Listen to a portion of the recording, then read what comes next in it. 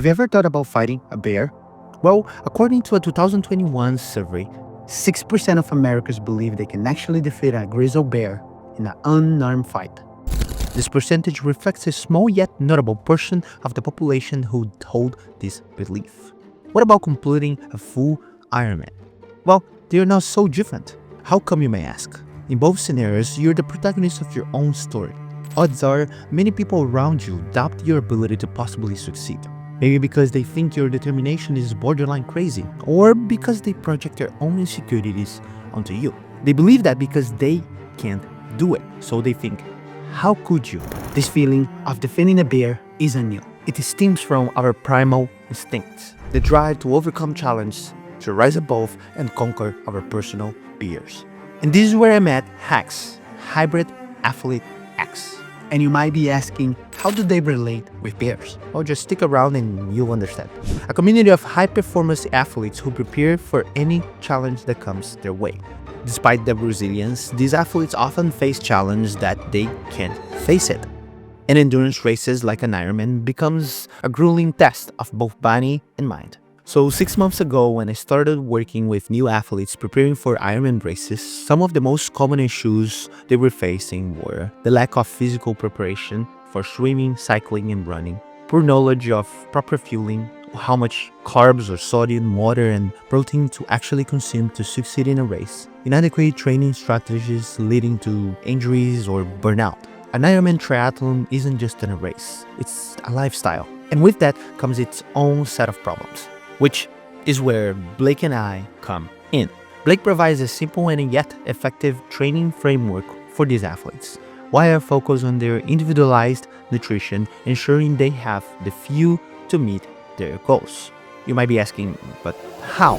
Over the last 6 months, me and my team worked as a remote nutrition consultant for the Jacques athletes, providing group presentations on critical topics like hydration, carb loading, race day nutrition, protein intake, and supplements. I also offer one-to-one consultations, creating personalized meal plans, supplement protocols, and race day nutrition strategies, while performing blood work analysis and offering 24/7 support to answer any question related to nutrition and health.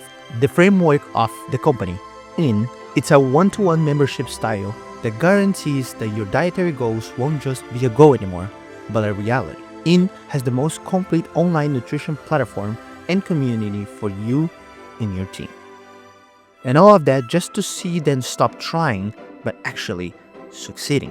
You see, most of the time when an athlete or a person trying to become a weekend warrior look for a sports dietitian, often face a challenge. The challenge of actually pursuing the diet or the goals established with the professional. But here at we don't face that issue because our methodology of working on one-to-one membership basis, we make sure that everything is individualized head to toe, all the way to their blood, on their journey of preparing themselves for a bigger challenge. So as a way to test this out, a 4-day trip to Orlando to prepare the Jacques athletes for the final race of 2024, Ironman Hand City 70.3, was on our schedule. My work during those days were divided in 3 main areas. Nutritional assistant, I spoke with nearly every athlete to tailor their fueling strategies, whether their goal was simply to finish the race or to achieve PRs. Swimming technique support. As an old college student, I decided to provide some of my swim knowledge for the Jacques athletes during the race in Hand City. Drowning from my 15 years as a swimmer, I helped athletes refine their swimming techniques. And last but not least, culinary guidance. I assisted in meal planning, grocery shopping, and cooking, ensuring their pre-race nutrition was definitely to the point. So after 6 months of preparation and 4 intense days in Orlando, the big day arrived. The day finally came. This is the morning of the race. We're excited. Not sure what's gonna happen. It's gonna be very cold. I'm ready for it. Another factor to this story was that before being there to helping Jacques athletes with swimming and nutrition, I was there to participate on the 70.3 Ironman relay, where I would be the swimmer. We also had a Jacques athlete being the biker, and a big friend of mine, Caleb, the runner. Let me tell you something about this man. He is no joke. In the interval of 1 year, he have done more than 10 full marathons and approximately 30 half marathons. He went from being obese all the way to being one of the fastest marathon runners and half marathon runners that I have ever met. Such an inspiring story that I decided to sponsor him myself, and he became one of our athletes. On the day of the race, we woke up around 4 o'clock, 5:30 on the dot. We were at the race location. And let me tell you something, even for me as an experienced swimmer, this was about to be a tough swim. The water was freezing, 17 degrees. And let me tell you, that's not your everyday warm bath. You might think that 17 degrees Celsius might be a good temperature, outside, but not for water. To make things worse, the lake was dark, and swimming alongside alligators and snakes added a psychological challenge to this journey. Yes, you heard it right, snakes and alligators. Those are the things that we do here in Florida, don't ask me much. But doing a practice swim the day before, I faced my own fears. The visibility was non-existent, and the cold was very, very overwhelming. But instead of giving in, I focused on the problem solving, developing a plan to guide the athletes to their journey. I saw you have some high expectations for tomorrow's relay. Absolutely. And you just got done with the practice swim and a little chilly. Tell me how you're feeling about it. Well, the swim was a little colder than I thought, I gotta be honest, and but I'm feeling good, I'm feeling light, my muscle are recovered, and I'm giving a lot of tips for the athletes, trying to help as much as possible. But the biggest mistake someone can commit tomorrow is going all out first.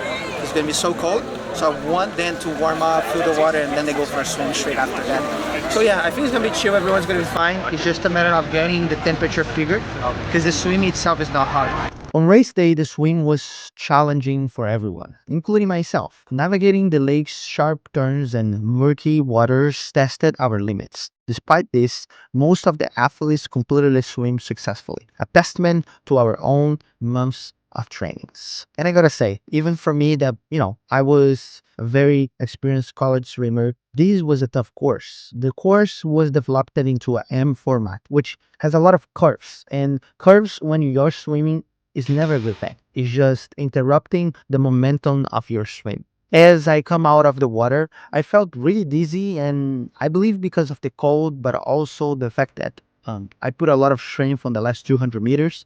As the race transitioned on to the bike segment, I watched the sidelines cheering then on. I was helping the crew team to make sure that every single Hacks athlete was accomplishing their mission, getting the nutrition necessary, and also make sure that we capture those moments. In the same time, I was watching the biker representing our team, which we were in the lead, and with a pretty big difference.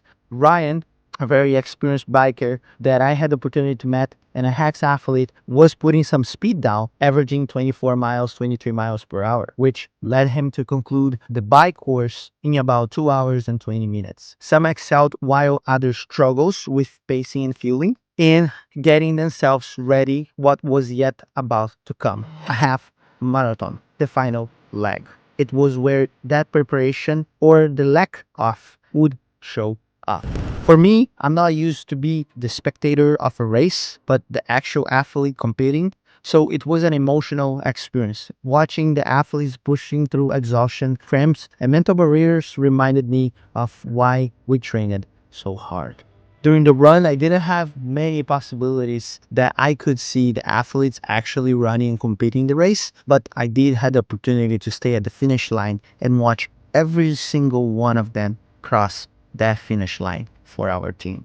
Blake, the founder and coach of Hacks, was the first to cross the finish line for our team with an incredible time of 4 hours and 38 minutes. He have improved a lot since we started work together.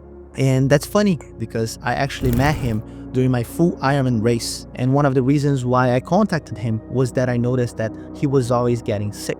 But now, a year later of working with him, he have been improving so much. And I always joke with him saying, since we started working together, you never got sick anymore, Blake. Florida was amazing. It really was very eye-opening to how big this community is growing and how effective this training is going with the coaches we have. And obviously Mauricio does huge. help with the nutrition side of things and helping people. I know he is very responsive. I get that from many of the athletes that I coach and he coaches, and he's a great addition to the community. I think it's essential to have someone to help you leading up to these races as a fueling standpoint, because you can go to any blog you want, anything online, any AI can go there. But if something happens, you're going to need someone to talk to. And I feel like having that self-accountability, like I do with athletes and training plans, Mauricio does with nutrition side of it and the fueling side of it. You need that. Besides Blake, another incredible result was Milena, one of our youngest athletes. Not only won her category, but achieved time that would place her among the top 3 Ironman athletes in the world for her age group. I'm so grateful to work with Mauricio as my nutritionist and also kind of a manager and support system.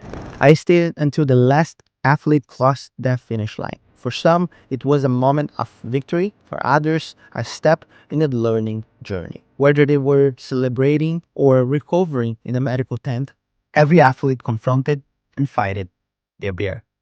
The bear is no longer their enemy, but part of their aura. And for myself, it's the same. So what about you? When will you take down your beer? Welcome in.